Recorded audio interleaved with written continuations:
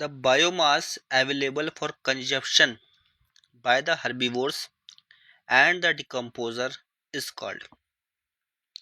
तो वो बायोमास जो अवेलेबल होता है हर्बीवोरस के और डिकम्पोजर के कंजप्शंस के लिए, उसको क्या कहते हैं हम। देखो, एक जो पेड़ बनाता है उसको कहते हैं हम प्रोड्यूसर। ठीक है, प्रोड्यूसर होता है प्लांट।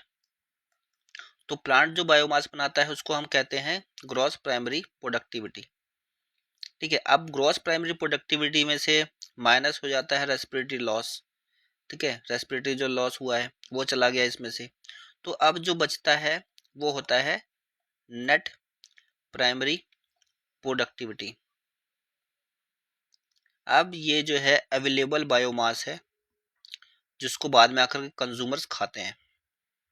ठीक है, तो राइट आंसर आपका है net primary productivity. Secondary productivity कब हुई, ये कंज्यूमर से रिलेटेड है। जब प्रोड्यूसर को कंज्यूमर खाएगा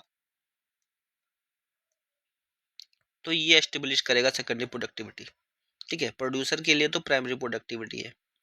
ठीक है, स्टैंडिंग क्रॉप क्या होता है फिर। स्टैंडिंग क्रॉप होता है टोटल कोई बायोमास एक पर्टिकुलर ट्रॉपिक लेवल पे हो, एक पर्टिकुलर टाइम पे हो, तो उसको कहते हैं हम स्टैंडिंग क्रॉप।